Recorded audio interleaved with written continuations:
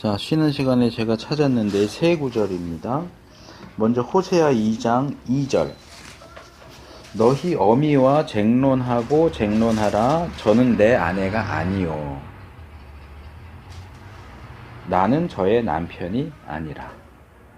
근데 너희 어미 그랬으니까 하나님과 남편인 하나님과 그들의 어미인 여기는 이스라엘이 될 수도 있지만 이제 본문에서 이제 에브라임이죠. 북이스라엘이죠. 근데 그들 사이에 자식이 있잖아요. 그러니까 부부예요. 근데 더 이상 저는 내 아내가 아니고 나는 남편이 아니다 라고 얘기하시고요. 그 다음에 이사야서 50장 1절. 나 여호와가 이같이 이르노라. 내가 너희 어미를 내어보낸 이혼서가 어디 있느냐. 그러니까 여기 어디 있느냐는 없다라는 얘기가 아니고 있다를 강조적으로 얘기하는 거예요. 오직 너희는 너희의 죄악을 인하여 팔렸고 너희 어미는 너희의 허물을 인하여 내어보냄을 입었느니라. 여기 내어보냄이 이혼이에요. 이사야 50장 1절. 그 다음에 한 구절 더 보면 예레미야 3장 8절. 내게 배역한 이스라엘이 간음을 행하였으므로 내가 그를 내어 쫓고 이혼서까지 주었으되. 하나님 이혼하자.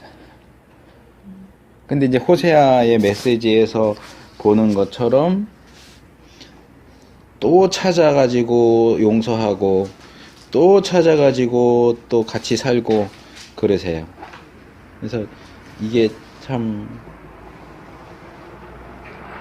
재미가 있기도 하고 감동스럽기도 하고 한편으로는 막 짜증도 나고. 계속 재결합하시는 거잖아요. 네. 근데 성경의 원리에 의하면 원래 재결합 안 되거든요.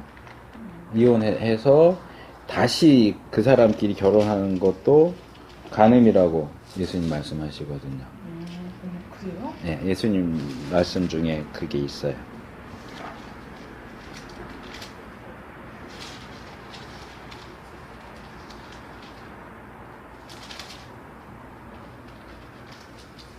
그래서 우리나라 그 크리스찬 만화가 네, 요즘에는 책이 안 나오던데 예전에 두란노에서 한 3-4권 정도 그 그림책, 만화책은 아니고 그림책, 묵상과 함께 그림책으로 나온 거 있는데 그 중에 하나가 정말 딱 마음에 드는 제목이 있어요.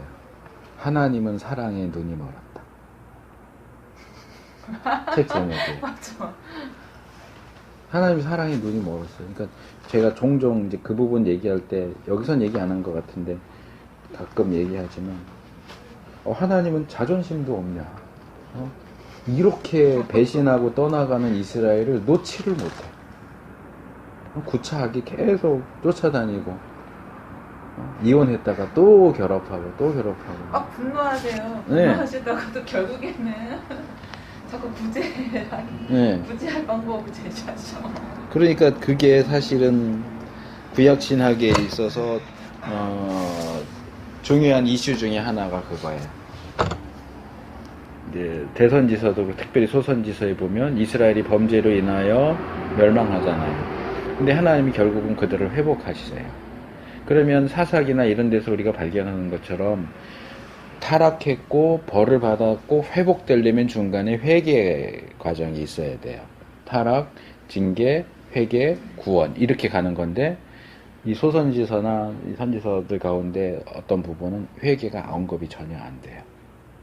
타락, 징계, 구원이에요. 그럼 회개는 어디 갔느냐? 왜 회개를 언급하지 않느냐? 이게 이제 소선지서를 연구하는 데 있어서 주요 이슈 중에 하나거든요. 거기서 이제 회개 대신 제시할 수 있는 게 하나님의 사랑이지. 헤세드지. 하나님의 헤세드. 계약을 했어요. 근데 계약을 깨트렸어요. 그럼 끝나는 거잖아요.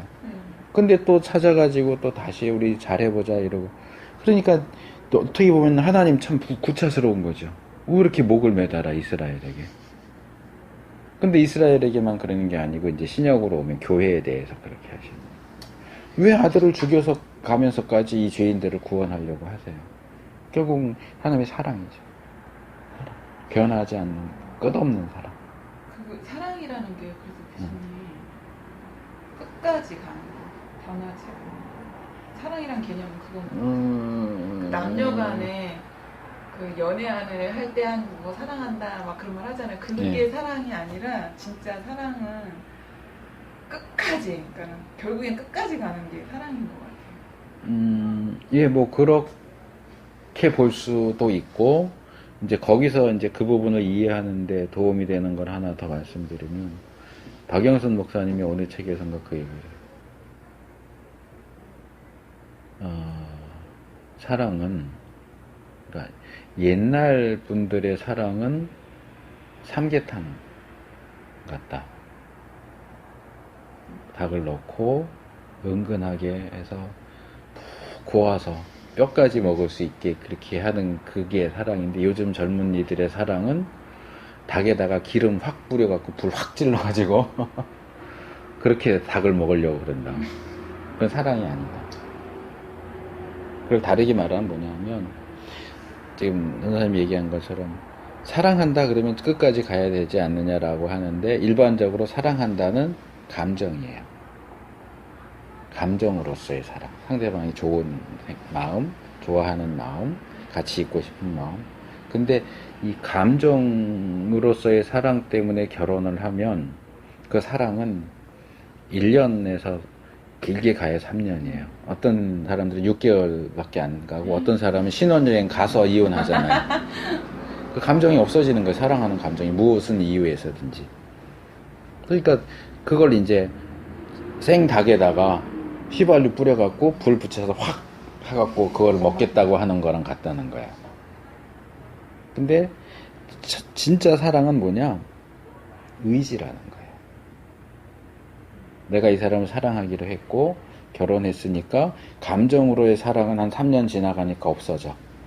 같이 살다 보니까 안 보이던 게 보이고 싫기도 하고 같이 안 살고 싶기도 하고 근데 내가 이 사람을 사랑하기로 했기 때문에 결혼했기 때문에 의지로 사랑을 하는 거야 계속. 그래서 사랑은 감정이기도 하지만 감정이기만 한 게 아니고 우리한테 더 필요한 것은 감정으로서의 사랑이 아니라 의지로서의 사랑이에요. 그 의지로서의 사랑으로 끝까지 가는 거예요. 감정으로서의 사랑이 끝까지 간다고 생각하면 안 돼요. 그러면 못 가요. 그거는 길어야 3년이에요. 근데 자꾸 그런 걸 세상에서 환상을 심어줘요. 네, 네. 드라마나 그런 것들을 통해서. 그러니까 세상이 말하는 사랑을 믿을 것이냐, 성경이 말하는 사랑을 믿을 것이냐. 제가 그런 식으로 얘기를 했더니 김전도사가 뭐라 그러더라? 약간은 메말랐다고 그랬나 저한테? 그런 식으로 얘기를 했어요. 아직 어려서 그래. 아니에요, 저보다 더 성숙한데. 근데 너무 그 그렇게 부분에서는 객관화시켜서 제가 볼 때는 얘기하냐고 그 부분에서 아직 어린 거야. 근데 오히려 김전도사님 결혼한 사람이고 저는 결혼을 안 한 사람이거든요. 해본 경험이 없는 사람인데. 근데 어쨌든 제가 볼 때는 그 부분에서는 어린 거예요. 그렇게 말을 한다는 것은.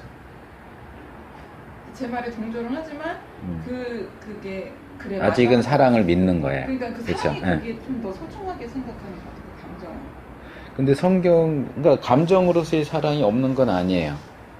근데 성경이 말하는 건 의지로서의 사랑. 용서도 마찬가지예요. 용서해야 된다. 근데 우리가 대부분 용서를 안 해요. 왜냐하면 용서할 마음이 안 생기는 거예요. 용서할 마음이 안 생긴다는 얘기는 사실은 용서할 감정이 안 생긴다는 거예요. 감정상, 얘들 표현으로 빈정상에서 용서하고 싶지가 않은 거예요. 그래도 성경이 우리에게 용서하라고 하니까 저는 그래서 박영선 목사님을 좋아하는 게 요즘에 나오는 책들은 잘 안 보지만 예전에 이제 한참 제가 대학 다닐 때랑 표현이 정말 살아있는 거예요. 그분이 이렇게 얘기해요. 이를 악물고 용서하라는 거예요. 이를 악물고 사랑하라는 거예요. 왜? 용서하라. 하나님이 용서하라고 그랬으니까.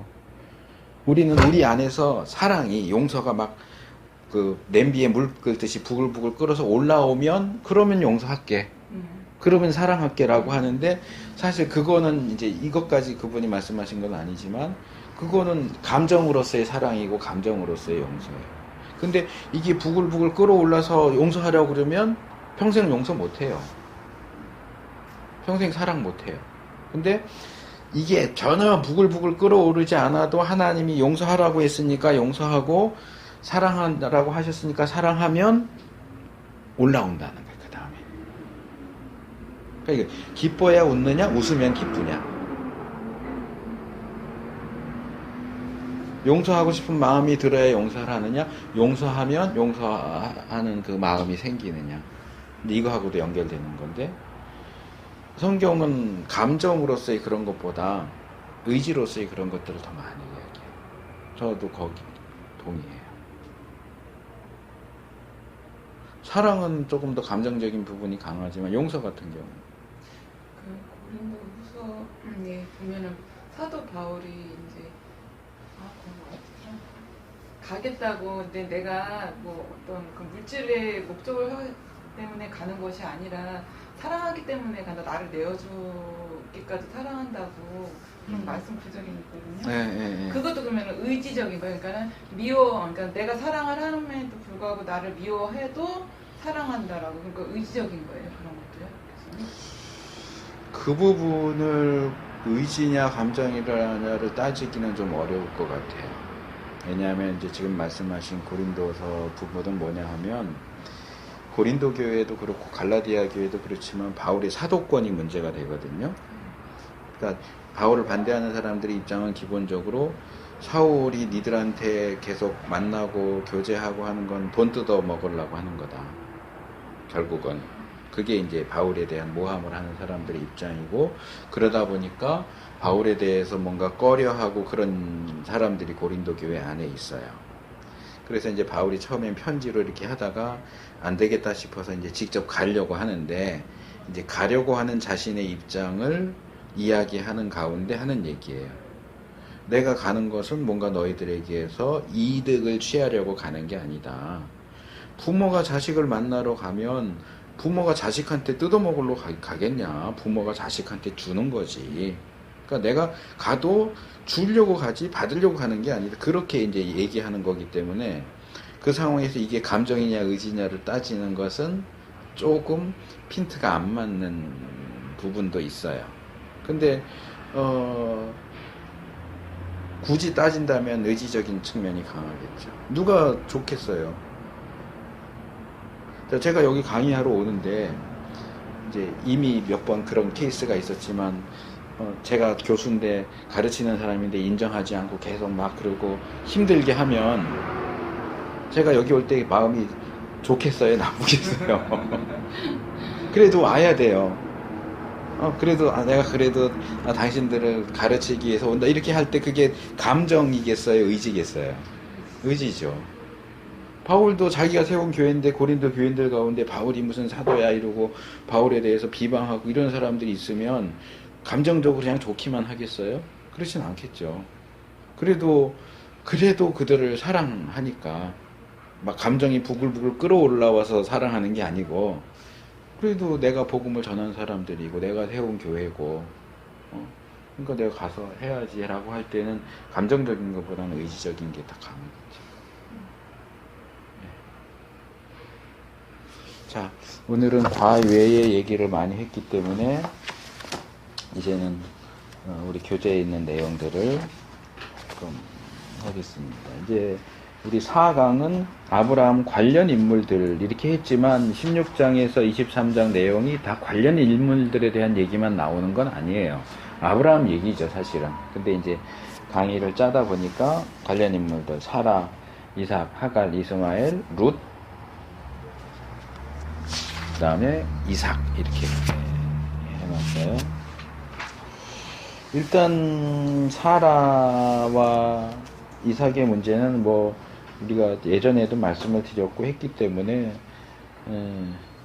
그러니까 여기에 보시면 여기 22페이지 보시면 그 단락 끝에 제가 이제 여기 써놓은 내용들의 출처를 밝혔잖아요.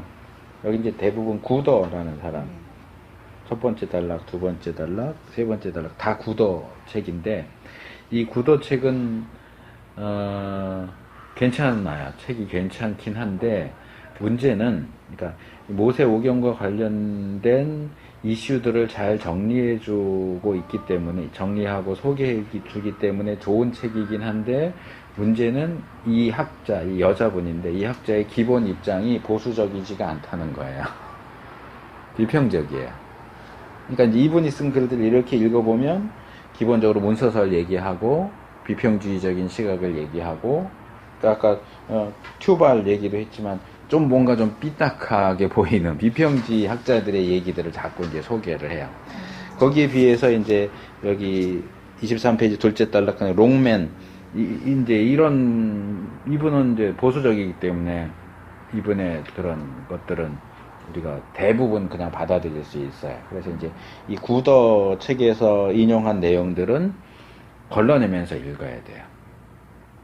근데 이제 우리가 그냥 성경학교가 아니고 신학교니까, 그러다 보니까 이제 신학적인 이슈들을 다루는 게 필요해서 제가 이제 여기에 정리해 넣은 거거든요. 그러니까 이걸 보시면서, 이 강의안을 보시면서 이 강의안은 100% 그대로 받아들이면 되는 것, 그렇게 생각하시면 안 돼요. 여기는 이슈를 달아놓은 것 뿐이에요. 그러니까 아까 이 튜발 얘기처럼 이해가 잘 안 되면 질문을 하시면 제가 이제 부연 설명을 더 이렇게 해서 이건 이렇게 봐야 됩니다 하고 이제 말씀을 드리도록 할 거고요. 일단 사라가 아이를 못 낳죠. 처음부터 아이를 못 낳죠. 근데 결국 이제 불임인 사라와 할례를 통해서 상징적으로 불임이 된 아브라함 사이에서 이삭이 태어나죠. 그리고 이제 그런 과정 속에서 노예인 하갈과 하갈을 통해서 태어난 이스마엘. 그러니까 이제 벌써 하나는 아내고 하나는 그냥 여종인데도 여자가 둘이고 자식이 둘 이렇게 각각 생기니까 어때요? 집안이 복잡해지죠. 평안하지가 않아요. 하갈은 하갈대로 자기가 임신한 것 때문에 주인을 업신여기고, 이제 히브리 원문으로 보면 하갈의 눈에 사라가 가볍게 보였다. 가볍게. 전에는 무게 있게 보였는데 가볍게 보였어. 그렇다고 이제 여자들 하는 식으로 흥 하면서 임신도 못하는 것이 이러니까 이제 사라 입장에서는 임신 못하는 게 사실이지만 자기는 주인이잖아요. 쟤는 종이고. 그걸 당하고 있을 사라가 아니죠. 사라도 보면 강한 여자예요. 약한 여자가 아니에요. 한나는 약한 여자예요. 자기보다 뒤에 들어온 게 막 그러면은 그냥 울고 음식 안 먹고 같이 싸우질 못해. 이게 이제 다 개인 성향이죠. 근데 사라가 하갈 입장이었으면 머리끄댕이 잡고 싸웠지. 가만 안 놔두지. 이게 감이 어디서 늦게 들어와가지고. 그러니까 이제 사라는 하갈을 이용하려고 그러죠. 인간적으로 대우하지 않고. 그러니까 이제 여성 신학하는 여자 신학자들은, 저도 참 이상하게 생각을 하는 건데, 여자 신학자들은 뭐 조직 신학을 하든 성서 신학을 하든 주로 관심사가 이런 여자들 얘기. 그러면 남자 신학자들은 그럼 남자들 얘기만 다뤄야 되나요? 근데 여자 신학자들은 대부분 그러면서 이제 여성의 눈으로 본, 물론 이제 가부장적이고 이런 것들이 있으니까 이제 너무 그런 것들에 가려진 것들을 이제 찾아내려기 위해서는 그런 시각도 필요하긴 하겠는데, 어떻게 보면 좀 강박증 같은 거 아닐까, 그런 생각도 들어요. 나는 여자니까 신학을 해도 여자의 눈으로 봐야 되고, 남자들이 가부장적인 그런 시각에서 한 것을 깨트려야 되고 까야 되고, 꼭 그럴 필요가 있을까? 물론 남자들도 너무 남자 입장에서 볼 게 아니고 좀 객관적으로 보는 건 필요하겠지만, 그러니까 뭐 제 위에 총신 박사과정 마친 분들이 몇 있는데, 여자분이, 제가 알고 있는 여자분이 셋이에요. 김지찬 교수님한테 박사하신 분이 조남회 전도사님이라고, 이분은 하갈이 그분 박사 논문이에요. 그 다음에 김정호 교수님한테 박사 한 분이 박유미 교수라고, 그분은 사사기 드보라를 다뤘어요.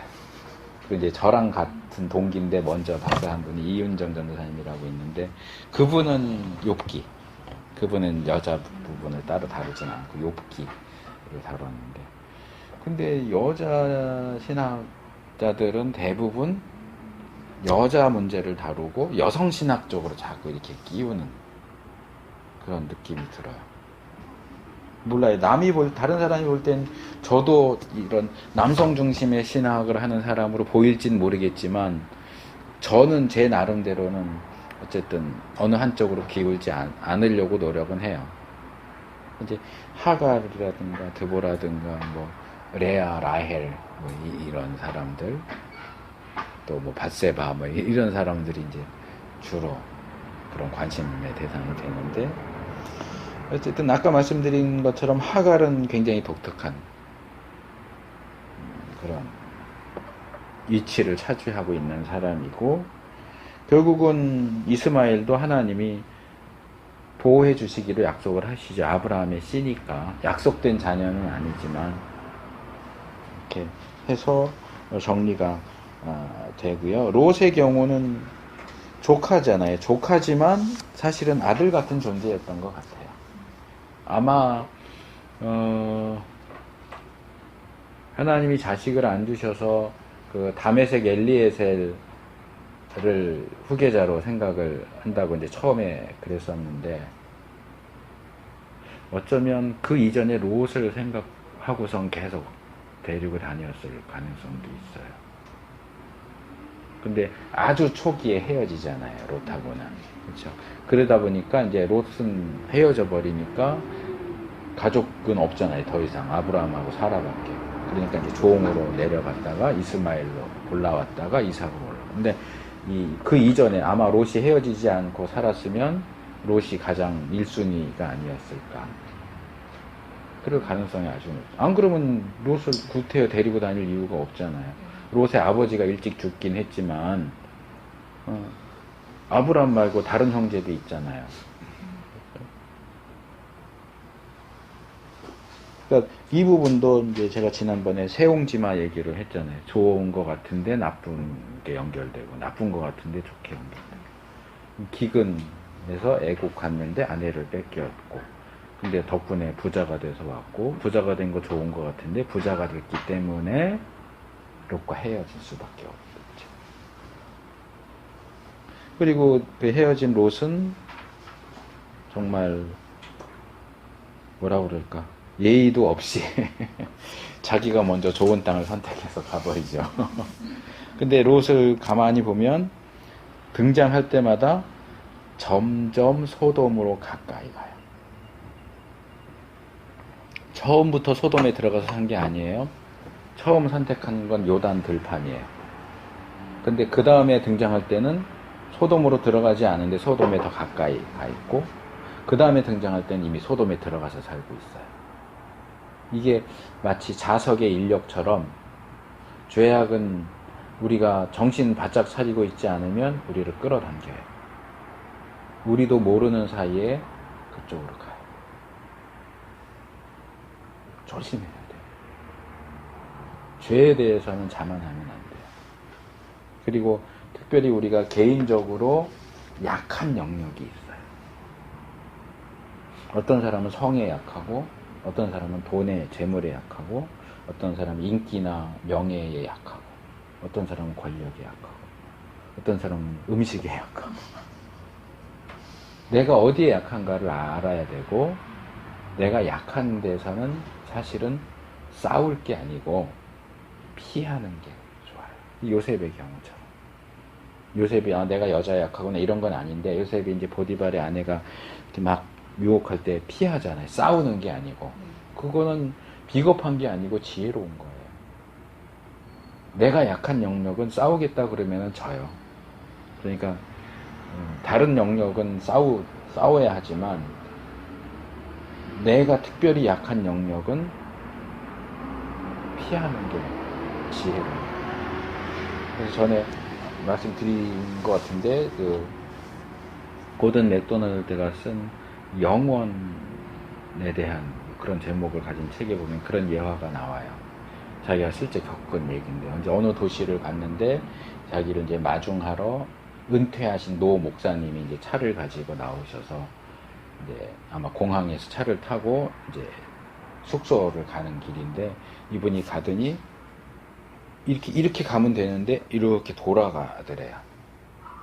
피해가지고 외곽으로 이렇게 가시더래요. 아니 목사님 왜 이렇게 돌아가십니까? 그랬더니 여기를 가는 요 길이 빠르긴 한데 여기가 유흥가래, 환락가, 여자들 있는. 그래서 유혹받을까봐 피해서 간다. 아니 목사님은 연세도 많으시고 은퇴하신 목사님인데도 그런데 유혹을 받으십니까? 이건 나이와 상관없다. 그게 지혜로운 거예요. 아니 내가 목사인데 나이도 이만큼 나이 먹어서 뭐 유혹 받겠어? 아니요, 받아요. 유혹 받겠어? 그럴수록 더 받아요. 우리는 죄에 대해서 자신하면 안 돼요. 그러니까 내가 다니면서 보는 것 때문에 그러면 좀 덜 보고 다녀야 맞는 거예요. 그걸 내가 이길 거야 그러고 보고 다니면 유혹 받아요. 그러니까 우리나라 옛 속담에 있는 것처럼 그 뭐예요? 배나무 아래서는 가스끈을 고쳐 쓰지 말고 참외밭에서는 신발끈 고치는 그 오해받을 만한 행동 이건 안 하는 게 좋아요. 그리고 내가 유혹받을 상황은 들어갈 필요가 없어요. 구태여 피해가면 돌아가면 돼요. 그걸 구태여 우기면서 그래도 내가 할 거야. 뭐 삼손이 그랬는지 모르지만 삼손은 자꾸 그런 데로 들어가잖아요. 지가 제일 약한 게 성인데 자꾸 성적인 그런 자리로 자꾸 들어가요. 문제가 생기는데도 또 들어가고 그래요. 그러니까 망하잖아요. 결국. 피해야 돼요. 근데 이게 의도적으로도 그렇지만 무의식적으로도 우리는 죄에 끌린단 말이에요. 그러니까 우리가 늘 내가 나의 초심을 계속 가지고 있는가. 초심이라고도 하고 초발심이라고도 하고. 그렇죠? 처음 내가 먹었던 마음. 이제 뭐 신앙의 세계 안에서는 첫사랑 이렇게 표현을 하죠. 예수님에 대한 첫사랑. 이게 내가 올해 이제 신앙 세계로 들어온 지 오래되니까 첫사랑이 식지 않았을까? 변하지 않았을까? 그 한동안 유행했던 사랑이 변하니 그랬. 하나님에 대한 우리 사랑도 변해요. 시간이 흐르면 변해. 왜요? 우리가 사람이기 때문에, 연약한 사람이기 때문에. 처음에는 열심히 정말 하나님에 대한 사랑 때문에 열심히 일했는데 어느 정도 시간이 흐르니까 거기서 떨어지는 떡고물 때문에 일하기도 하고. 어제 제가 이제 저희 교회 설교하면서 요즘에 지지난주부터 면류관 시리즈 했거든요. 지지난주에는 고린도전서 9장인가 나오는 그 썩지 아니하는 면류관 그거 했고, 어제는 시들지 아니하는 영광의 면류관 베드로전서 5장이 나와요. 근데 거기 이제 보면 장로들에게 하는 얘기가 나오고 장로들이 어떻게 사역해야 하는가 나오는데, 너희 중에 있는 하나님의 양 무리를 치되, 그러면서 어떻게 해야 할지를 6가지를 얘기하는데 2개씩 짝을 지어서 해요. 그래서 이거는 정말 교육자들한테 정말 중요한 부분이겠다.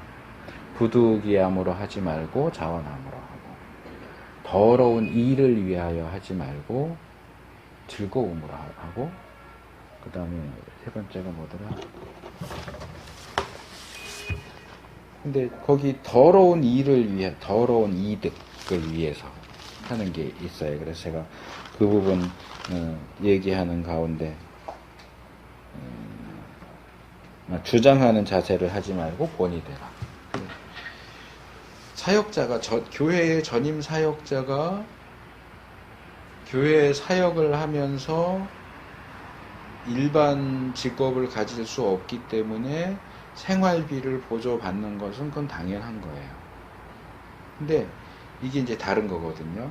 이제 지지난주에 고린도전서 하면서도 아까 잠깐 말씀드렸던 그 바울의 경우 자비량 교회에서 지원받는 문제 사도권과 관련해서 이제 그 얘기를 지지난주에도 했었는데 이제 같이 연결해서 내가 어떻게 교회를 더 잘 섬길까?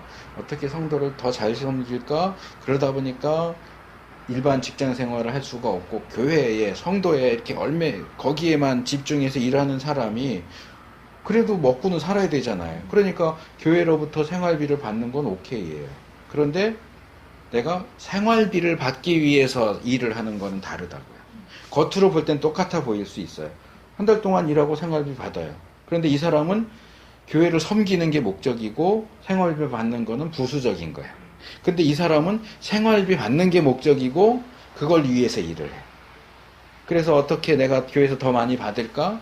더 좋은 집에서 살까? 더 좋은 차를 살까? 이거는 싹군이에요. 가짜 목자예요.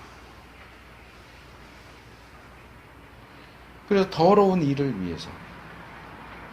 그러니까 처음에는 순수하게 시작했을 수 있어요. 근데 시간이 지나면서 이제 이 일을 맛보니까 맛있거든. 그러니까 제가 아는 후배 목사가 이제 지금은 딴 교회에 갔는데 있었던 교회 목사가 저보다도 어린 것 같은데 그 담임 목사는 참 골 때리는 사람이더라고요. 얘기 들어보니까. 교육자 수련회 같은 거 가잖아요. 교육자 수련회 가가지고 여자 교육자들은 알아서 쉬어 그러고 남자 교육들 뭐야 그러고 스타크래프트 한대요. 네? 교육자 수련회 가서 컴퓨터 게임을 한대요. 그 시합. 그리고 명절 때쯤 되면 노골적으로 얘기한대요.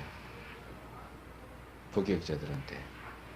나는 뭐 쓸데없이 먹는 거 그런 건 싫고 청바지 같은 거 하나 있으면 좋겠는데 싸구려 말고 그래도 좀 메이커 있는 거 뭐 이런 식으로. 안 사다 줄 수가 없잖아요.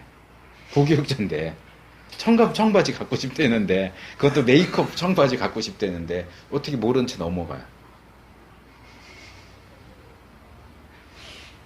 그 사람이 원래부터 그런 사람인지 어떤 사람인지 몰라요. 저는 이름도 잘 모르고 얼굴도 본 적이 없는데 이제 전해 들은 얘기예요. 그래도 이제 그 후배 목사는 정말 제가 볼 때는 제가 아는 사람들 중에는 손꼽을 만큼 온유한 사람이에요. 참 온유해요. 어떻게 저럴 수 있을까? 아들이 중학생인데 마술을 하고 싶어 해요. 그랬더니 고등학교 안 보냈어요. 나 같으면 그래도 고등학교 나와야 돼 이럴 것 같은데 그래도 너 정말 하고 싶으면 해. 그리고 고등학교 안 보냈어요. 그리고 저기 대학로에서 그 초보 마술사들 이렇게 공연하는 것도 하고 그래요. 그리고 사모님하고도 그러니까 저는 좀 그런 부분에서 삐딱해요. 그 남자 여자가 말하는 방법이 다르잖아요. 그러니까 뭐 예를 들어서 저거 예쁘다 그러면 그 사달라는 얘기거든요. 보통 여자들이 얘기할 때 일반적으로 말할 때 개인 차이는 있겠지만 그러면 남자들은 저거 예쁘다 그러면 예쁘네 그러지 그걸 사달라고 얘기를 그런 내용으로 이해를 못해요. 그럼 이제 여자는 사달라는 의미로 예쁘다고 했는데 안 사주면 짜증이 나지. 그럼 남자는 왜 여자가 짜증을 내는지를 몰라. 그러면 이제 그런 것들을 이제 그래서 뭐 여자 언어 사전 뭐 그런 것도 나왔어요. 이 책이 여자들이 이렇게 말할 땐 사실은 이런 뜻이다. 그 뭐 여자가 집에서 뭐 이렇게 집단장 한다고 페인트 칠을 이렇게 하다가 막 냄새 나고 하니까 힘들어 갖고 남자한테 카톡을 보냈어. 나 지금 이렇게 하는데 너무 냄새가 머리 아프고 그래서 어떻게 될지 모르겠어. 그럼 이제 대부분의 남자들은 뭐 그래도 하기로 했으면 해야지 뭐 이러든가 저 같은 케이스는 하겠다고 마음 먹었으면 해야지 그러든가 하지마 뭐 사람 불러서 해 뭐 이러든지 좀 쉬어 이러든지. 근데 이제 여자가 원하는 것은 그 상황에서 어떻게 해야 될지에 대한 답을 원하는 게 아니고 힘들지 어떻게 힘들어서 이런 위로를 원한다고. 그러면 그 후배 목사는 그 원하는 걸 해주는 사람이에요. 딱 알아차려갖고. 근데 나는 알아도 안 해줘. 그럼 힘들면 힘들다, 위로를 받고 싶으면 위로해줘, 이렇게 말을 하지. 왜 돌려서 말하면? 돌려서 말하면 난 그거 알아들어도 난 안 해. 이거 갖고 싶으면 이거 사줘 그러면 사줄 수 있는데, 예쁘다 그래 놓고 안 사준다고 짜증내면 내가 더 짜증나. 나는 싫어. 저는 그런 스타일이거든요. 왜 말을 똑바로 못해? 갖고 싶으면 사달라 그러지. 미안하니까. 그럼 지가 사든지. 그러니까 저는 이런 식인데, 그 후배는 그러면 그런 뜻이구나 하고 다 맞춰줘요. 정말 내가 저 사람 대단하다. 남자들이 그렇게 하는 게 그런 경우가 거의 없거든요. 근데 그 후배는 그래요. 그러니까 그런 목사 밑에도 몇 년 이렇게 있다가 이제 나왔는데, 하나님이 자기를 훈련시키시려고 거기 두셨다고 생각한다고 그러면서 몇 년을 이제 그러고 있다가 이제 지금 딴 데 가 있는데, 어쨌든 좀 얘기가 딴 데로 흘렀는데, 우리의 초심이 바뀔 수 있어요. 정말 감사하고 기쁘고 사랑해서 시작했던 그 일이 언젠가는 시큰둥해지고 감사도 없고 기쁨도 없는데 오로지 돈. 그러니까 뭐 제가 어제도 힐끗 이렇게 봤는데, 이래도 되느냐 요즘 젊은 사람들. 그래서 직장 생활 하다가 더 좋은 데가 나타나면 바로 갈아타라, 이게 좋으냐 나쁘냐 뭐 그런 그 이슈가 이렇게 뜨는 걸 제가 슬쩍 봤어요. 그 페이스북에서. 자세히 들어가서 보진 않았는데, 교회도 마찬가지. 제가 그러니까 84년도에 대학교 1학년 들어갈 때 선배들이 와서 이렇게 신입생 환영회 하면서 해준 얘기를 아직도 기억하는데, 뭐냐면 여러분들 교회 사역을 하다가 더 조건이 좋은 교회가 나오면 바로 가십시오. 여기서 내가 사역을 하고 있는 중인데, 뭐 예를 들어서 여름 수련회 준비 이제 막 해야 되는데 조건 좋은 교회가 갑자기 사역자가 없어서 구한다. 그럼 가려는 거예요. 바로. 이거 그래도 수련회 끝나고 가야지. 그럼 다른 사람이 가니까 바로 가려는 거예요. 그런 얘기를 선배들이 해줘요. 그러니까 교회 사역하면서 너희가 손해볼 필요가 없다는 거죠. 교회를 위할 필요가 없다. 물론 이제 그 선배라고 하는 사람들도 대학생들이니까 그 수준 안에서 하는 얘기이겠지만, 근데 요즘 그런 사람들 많아요. 말하자면 충성심이 없어. 신실함이 없는 거예요. 내가 맡았으면, 내가 하겠다 그랬으면 손해를 보더라도 끝까지 해내는 그런. 그래도 교회를 맡아서 한 부서를 맡아서 일을 했으면 그래도 한 텀 이렇게 마무리하고 가야지. 제가 아는 목사도 저보다 나이는 많은 목사인데, 선배인데 일을 제대로 안 해요. 그러다가 결국 교회에서 안 되겠다 해갖고 이제 올해까지만 하고 가시오 그러니까 그 말을 듣는 즉시 그냥 그만뒀어요. 한참 그 학생들 그 문화개방 같은 행사 준비하고 있는 시기인데, 자기는 내년에도 있고 싶은데 얘기를 했더니 올해까지만 했으면 좋겠다니까. 그래요? 딱 그 줄 그만둬.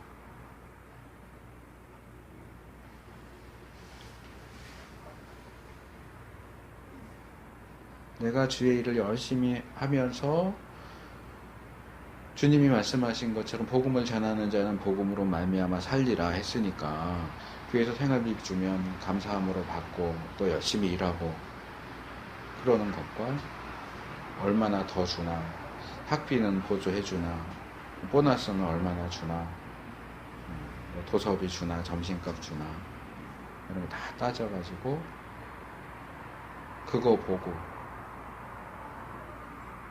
제가 지난번에 여기 동북교회 얘기했는데 그 이제 저 내보내고 1년 있다 나간 그 목사님 올 때부터 조금 찜찜했던 게 뭐냐면, 이제 부임해갖고 설교하면서 자기도 이제 여러 교회 얘기를 이렇게 냈는데 여기 온 이유가 뭔지를 얘기를 하더라고요. 근데 이게 서로 물고 먹고 망하는 거예요. 이 교회에서 그 사람을 선택한 이유는 이거예요. 선을 보러 온 목사들이 여럿이 있었는데 그 목사만 유일하게 거마비를 안 받았대요. 보통 이제 와서 설교하면은 이제 교통비라고 해서 주거든요. 뭐 강사비라고 줄 수도 있지만 그건 일반적으로 이제 설교하러 갈 경우 이렇게 선보이러 올 때는 그냥 교통비 내지는 거마비 이렇게 해서 주는데 그 사람은 안 받았대. 그러니까 이제 그것이 기준이 돼서 이 사람은 청렴하구나 이렇게 이제 판단을 해서 선택을 한 거예요. 그것만 보고 선택할 문제가 아닌데. 그러니까 그것만 봐도 이 교회는 돈 문제에 굉장히 민감한 교회다. 그러니까 제가 있을 때도 봤지만 교회 재정이 어려우면 제일 먼저 까는 게 교역자 관련된 항목을 까요. 그러니까 목사를 선택하는데도 돈 안 받았다가 가장 큰 이유가 되는 거예요. 근데 그렇게 해서 선택받은 목사가 와서 설교하면서 내가 다른 교회들보다 특별히 이 교회를 선택한 이유가 뭐냐? 부동산이 많아서래.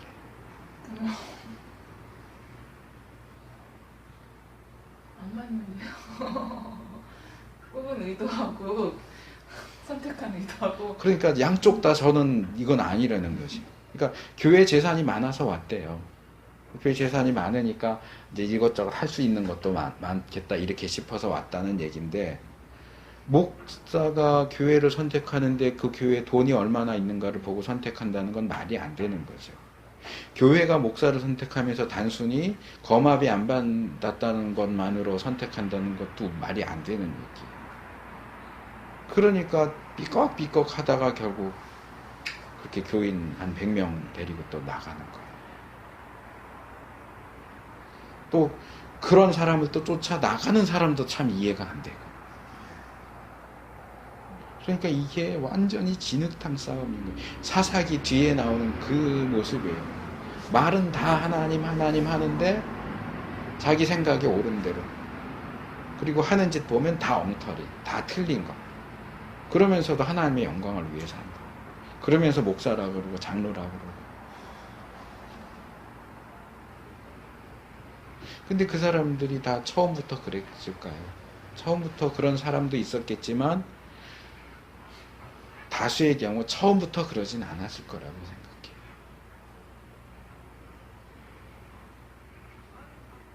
뭐 하다 보니까 설교를 해야 하는데 어쨌든 그런 큰 전쟁 속에서 포로로 잡혀간 롯을 구하기 위해서 결국 318명밖에 안 되는 그 종들과 그 동맹 맺은 사람들과 함께 가서 롯 구해오는 거 보면 아브라함이 얼마나 롯을 아꼈는가 하는 것을 알 수 있죠. 롯이 아브라함에게 어떤 교훈이 되었을 수도 있지만 걸림돌이 되기도 하고. 그러니까 롯은 결국 딸하고 사이에서 그것도 참 희한하죠. 딸들이 아버지하고 관계해서 아들을 낳고서는 손주잖아요, 원래는. 근데 손주가 생길 수 없는 상황이잖아요. 동굴에 가서 아빠하고 딸들하고만 셋이 사는데 어떻게 아기가 생기냐고요. 남자는 아버지밖에 없는데. 그런데다가 아들을 낳아놓고서는 뭐예요? 아들들 이름이 뭐예요? 하나는 모압이죠, 모압. 네. 하나는 암몬이에요. 모압이 뭐예요? 우리 이제 그런 걸 의미, 뜻을 생각을 안 하고 보니까 그냥 넘어가지만, 모압은 내 아버지로부터 그런 뜻이에요. 이 아들이, 내가 아들을 낳는데, 이 아들은 나의 아버지로부터 얻은 아들이다, 그 얘기예요. 그러니까 얘 아빠가 나의 아버지라는 거예요.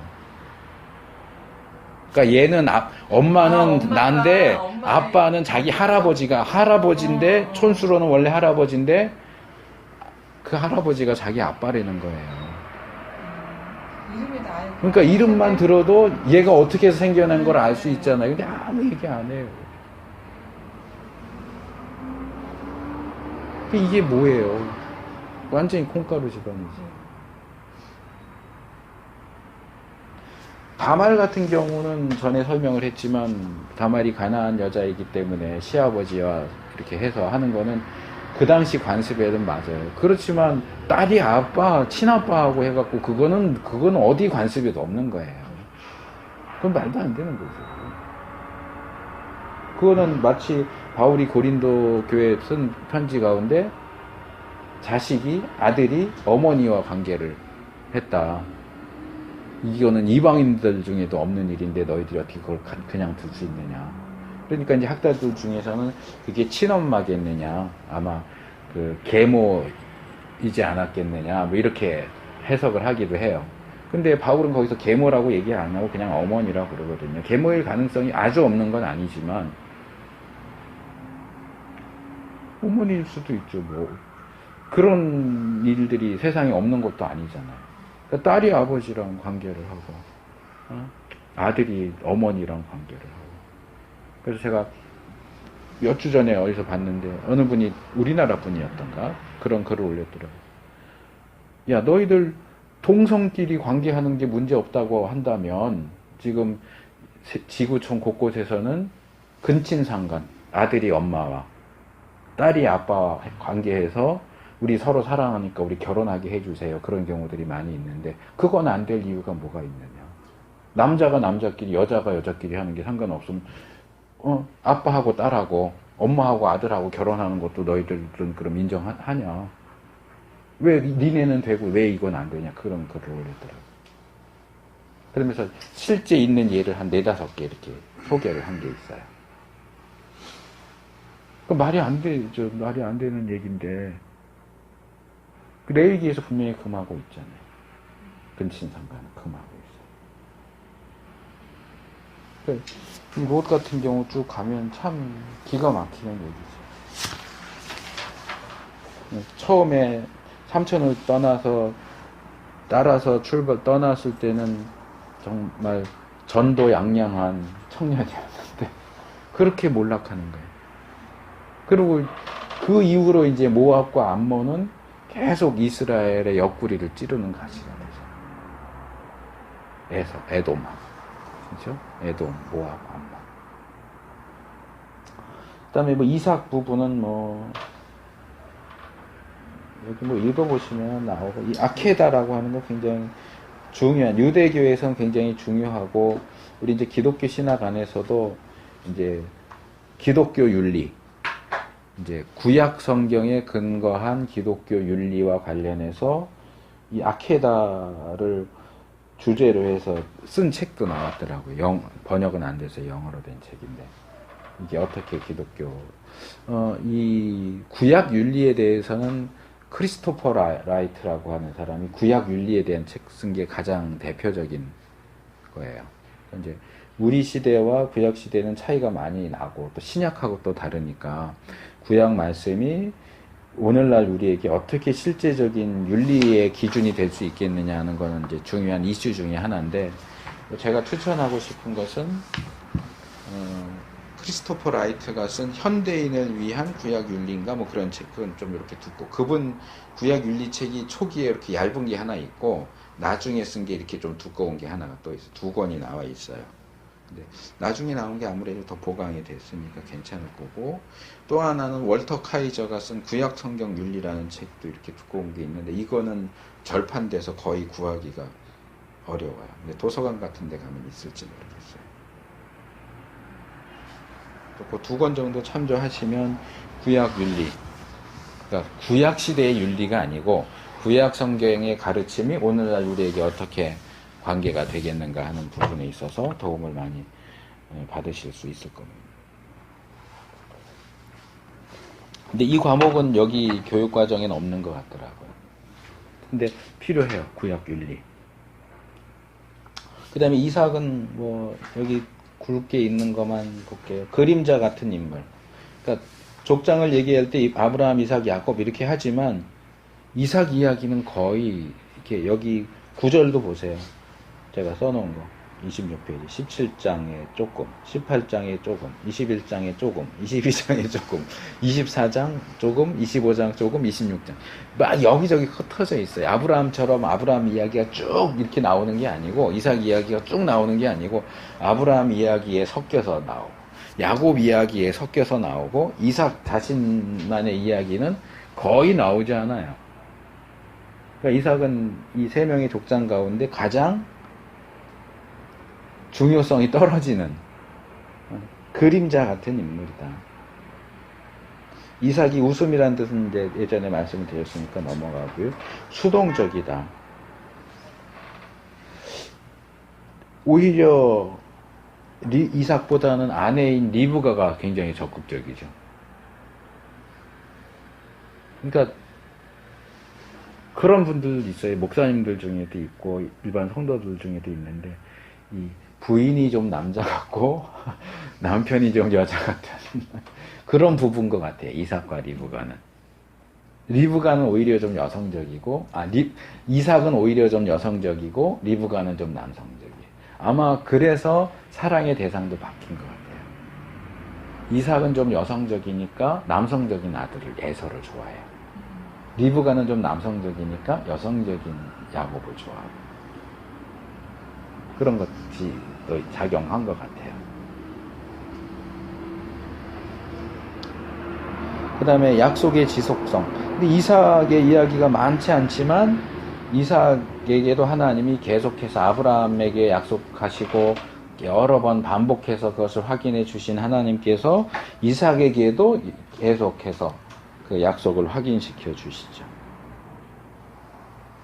그리고 이제 아까도 나왔지만 이 불임인 아내를 위해서 기도하는 것. 아브라함은 아내의 불임 때문에 기도했다는 내용은 안 나와요, 사실은. 그리고 이제 이삭은 40세에 결혼했는데 60세가 지나서 아이를 얻죠. 20년 동안. 그러니까 리브가도 불임인 거예요. 근데 이삭은 기도하죠. 근데 야곱은 자기가 사랑하는 아내 라헬이 불임이에요. 불임이었겠지. 하나님이 태를 다루셨다 이랬으니까. 그러니까 라헬이 막 바가지를 긁으니까 막 화내잖아요. 야곱은. 그런 걸로 보면 이삭은 이제 우리식으로 표현하면 정말 순둥이에요. 순둥이. 다른 사람하고 싸울지도 모르고 아까 제가 사라하고 한나를 비교했는데 한나같이 우물 파놓으면 와서 뺏으면 또 옮겨가고 싸워야 될 거 아니에요. 자기 권리를 지켜야 될 거 아니에요. 그것도 자기 아버지 때부터 쓰던 우물인데 그리고 이제 더 이상 안 싸우는 거야. 야 여기 좋다. 여기 넓다. 이러고. 그래서 이제 우리의 이삭에 대한 어떤 인상은 순하고 수동적이고 순종적이고 이제 그 제사 아버지가 번제로 드리려고 했을 때도 아무 얘기 안 하고 그러니까 그래서 이제 대부분 긍정적인 그런 거지만 이 말년에 이해할 수 없는 이건 이제 제 표현이에요. 이해할 수 없는 그런 행동을 하죠. 분명히 그 얘기는 리브가가 들었죠. 작은 자가 큰 자가 생기리라 하는 그 말씀은 리브가가 들었지만 이삭한테 얘기를 안 했겠어요. 했겠죠, 분명히. 둘이 사이가 좋았는데, 더군다나. 그래서 본문은 이삭이 그걸 알았다라는 내용을 명백하게 제시하고 있지는 않지만 저는 이건 100% 알았을 거라고. 물론 몰랐다고 말하는 분들도 없지는 않아요. 없지는 않지만 저는 알았을 거라고 생각해요. 몰랐다면 오히려 아까 이제 거기서도 이삭이 어떻게 몰라봤겠느냐 해서 야곱을 몰라봤겠느냐라고 질문하셔서 나중에 한다 그럽니다. 오히려 몰랐다면 그렇게까지 신중하고 꼼꼼하게 에서인 것을 확인할 일이 없죠. 물론 목소리가 에서 같지 않네, 야곱 같네 라는 것도 있지만 거의 6번, 7번 확인하거든요. 냄새로 맡아보고 손으로 만져보고 목소리 들어보고 그거는 지금 뭐가 있는 거예요, 이삭 안에. 야곱을 하면 안 돼. 반드시 에서를 축복해야 돼라고 하는 게 있는 건데, 그게 단순히 에서가 맞으니까 그랬겠느냐? 아니라는 거지. 그리고 이제 마지막에 에서가 왔을 때 자기가 에서라고 생각하고 축복 기도를 했지만 결국 그게 야곱이었다는 사실을 깨달으면서 보이는 이삭의 반응이 너무 격렬해요. 심히 놀라서 떨죠. 그러니까 다르게 말하면 이거 내가 하나님한테 한 방 맞았구나. 하나님은 야곱을 축복하기를 원하셨는데 나는 에서를 축복하기를 원했고, 그렇게 용의주도하게 에서를 축복하려고 했는데도 불구하고 결국은 하나님이 원래 생각하셨던 대로 야곱이 축복을 받아가는 거예요. 그리고 에서가 그러면 남은 거 없냐 그럴 때 뭐라 그래요? 없다 그래요. 그러니까 결국은 야곱을 축복했지만 이삭의 마음속에는 야곱을 위하여서 빌어줄 축복은 아무것도 없었던 거예요. 에서인 줄 알고 빌어줬잖아요. 그러니까 올리 에서예요. 올리 에서. 야곱은 안중이 없어요, 정말. 왜 그렇게 에서에게 집착했을까? 아까 얘기한 대로 그 성향 때문이었을 수도 있겠고요. 근데 성향 얘기는 성경이 직접적으로 언급은 안 하죠. 즉 성경이 직접적으로 언급하는 건 고기요. 저도 채식파가 아니고 육식파인데 아주 힘들어요, 사는 게. 저희 집사람이 채식파라가지고.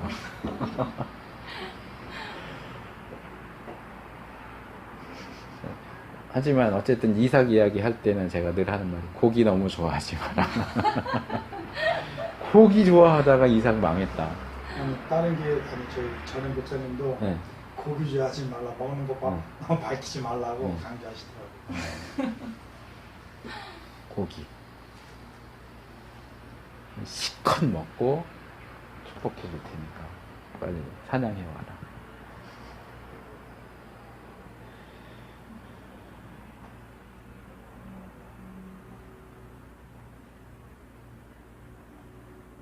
여기 이제 롱맨이 그런 얘기를 하죠. 늙고 눈이 먼 이삭이 야곱을 에서로 착각하게 하려고 정교한 계략이 세워진다. 이 계략은 사실 하나님이 세우신 게 아니고 리브가와 야곱이 세운 계략이죠. 그렇죠? 이삭이 너무 늙어 눈치를 못 채릴까? 아니면 여기는 이제 표현이 이게 번역이라서 우리가 알듯 에서의 아내들 때문에 심란한 이삭도 성미급한 아들과 마주치지 않고 갈등을 피하는 방식으로라도 야곱 축복하기를 똑같이 기뻐할까. 에서가 이삭의 사랑을 받긴 했지만 문제가 있죠. 다른 것보다도 이방 여인들하고 결혼했고, 그거는 리브가 뿐만 아니라 이삭도 참 마음을 불편하게 했던 거죠. 그러니까 이삭의 결혼을 생각해보면 더 그렇죠. 아브라함은 이삭을 가나안 여자들과 결혼시키지 않으려고 멀리 바다나랑까지 종을 보내서 신부감을 구해오잖아요. 그런데 에서는 부모가 연결해 준 것도 아니고 지가 혼자 알아서 이방 여자들하고 결혼하고. 그러니까 에서를 더 좋아하긴 하지만 그것 때문에 야곱인 줄 알지만 속아주는 것처럼 그렇게 했을까. 근데 여기 이 문장의 의미는 그런 거지만 속아주는 척한 것 같진 않아요. 그리고 나중에 왜 떨고 이러겠어요. 그건 아닌 것 같아요. 어쨌든 결론적으로 야곱은 축복을 받고 이삭이나 에서는 여기에 대해서 전혀 어떻게 할 수가 없다.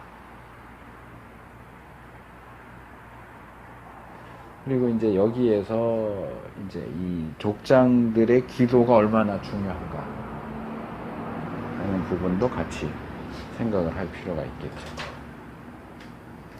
근데 이제 이걸 이제 오늘날에 적용해서 부모가 자녀를 축복하는 거 중요하고, 그래서 뭐 하루에 한 번씩 자녀를 축복해라 뭐 그런 제목의 책도 나오고, 뭐 부모가 자녀를 축복하는 것이 나쁜 건 아니죠. 잘못된 건 아니죠. 하지만 이 창세기 후반부에 나오는 족장들의 기도와 오늘날 부모의 기도는 똑같지는 않아요. 부모가 자녀를 축복한다는 것은 기본적으로 동일하다고 볼 수 있지만, 이 이삭이 야곱을 위해서 하는 기도, 또 야곱이 자녀들을 위해서 하는 기도, 그 다음에 부모는 아니지만 신명기 끝에 모세가 12지파 다 하는 건 아니지만 12지파를 놓고 하는 유언 같은 기도, 이런 것들은 특별히 하나님의 역사하심과 그 기도하는 사람들의 어떤 영적 통찰력, 이삭이 야곱을 축복한 건 그건 빼고, 그리고 야곱의 축복과 모세의 축복은 그 축복하는 자들의 영적인 통찰력이 함께 들어가 있는 특별한 축복 기도예요. 이삭의 기도는 뭐 기도 내용 자체는 문제가 없죠. 이제 대상을 바꾸려고 했다는 게 문제가 있지만, 기도 내용 자체는 하나님이 아브라함에게 주신 약속, 그리고 이삭에게 넘어온 그 약속을 물려주는 것이기 때문에 기도 내용 자체에는 문제가 없어요. 대상을 바꿔서 하려고 했다는 것이 문제가 되는 거죠. 근데 이제 이름도 그렇잖아요. 뭐 오늘날에도 비슷하게 이제 그 사람의 인생이 이름 따라 간다, 그렇게 하지만 특별히 성경에 나오는 이름은 정말 그 사람이 어떤 사람인가를 보여줘요. 그렇지만 오늘날에 우리의 이름도 성경 시대하고 똑같이 그러냐? 그렇진 않아요. 물론 뭐 저도 개인적으로는 제 이름 같은 사람이 되려고 노력을 해요. 어렸을 때는 싫어했는데 이제 어느 정도 나이 먹고 제 이름 뜻을 좀 깊이도 아니고 사실은 이제 좀 생각을 해보면서 좀 이름 같은 사람이 되면 좋겠다. 이제 아마 부모들은 대부분 이름 지어주면서 그런 마음을 담아서 이름을 지어주겠죠.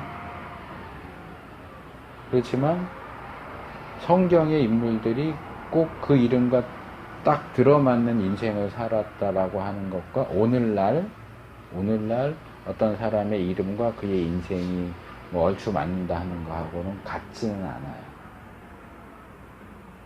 이런 거예요. 다르게 말하면 성경 시대에 하나님이 말씀하셨다.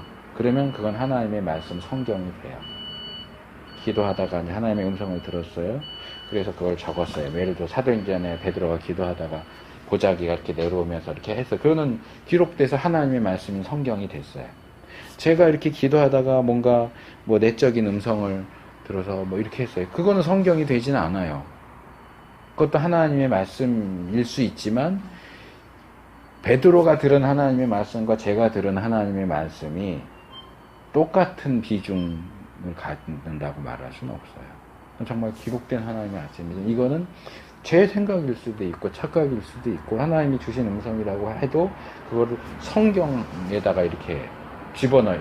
이것도 하나님의 말씀이니까 성경에 넣어야 돼. 아니요. 그렇지 않아요. 그래서 그런 부분에서 성경이 기록되는 시대, 구약과 신약, 그 성경 시대와 성경 이후의 시대는 동일한 행동을 한다고 해도 그것을 똑같다고 볼 수는 없어요. 차이가 있어요. 그걸 이제 혼동하면 이제 조직신학적인 표현으로 말하자면 요한계시록으로 계시가 종결됐잖아요. 계시가 종결됐어요. 그런데 요즘 이제 은사운동하고 하는 사람들은 계시가 종결됐다고 믿지 않는 거예요. 왜? 하나님 구약 시대에 말씀하신 하나님 신약 시대에도 말씀하시고 우리 시대에도 말씀하시고, 그러니까 이건 똑같은 하나님의 말씀이야. 아니요, 그렇지 않아요. 표현상으로는 똑같이 하나님이 말씀하셨다고 할 수 있어요. 구약에도 신약에도 우리 시대에도. 제가 지난번에 다른 신학교에서 뭐 이렇게 얘기하다가 그 방언 얘기를 이제 방언에 대한 주제가 나와서 얘기하다가 제가 페이스북에서 본 내용을 조용기 목사님이 설교하던 중에 방언을 갑자기 얘기를 해요. 뭐라 그러냐면 하나님이 지금 우리에게 방언으로 말씀을 주고 계시네요. 이러더니 방언으로 막 얘기를 하고 이제 통역을 해요. 근데 이건 아니다. 그래 근데 그걸 들려주려고 막 찾았는데 삭제됐어요. 그걸 올리신 분이 내렸어요. 근데 저도 비슷한 경험이 있거든요. 제 블로그에 이렇게 서평 같은 거 올릴 때 분명히 이거는 누가 봐도 조용기 목사님 얘기인데 C 목사가 그냥 이렇게 했길래 조용기 목사님이다 이렇게 했더니 얼마 안 돼서 뭐가 올라왔냐면 순복음교회 그런 일을 하는 사람들이 있나 봐요. 이거 조용기 목사님 명예훼손이다. 내려라. 이 글 내려라. 그러니까 거기도 이제 조용기 목사님 그게 이제 나오니까 아마도 내려라 해갖고 원래 올리신 분이 내린 것 같은데 다른 분이 글을 쓰면서 그 동영상을 링크를 해놨어. 그래서 제가 그거를 지금 했는데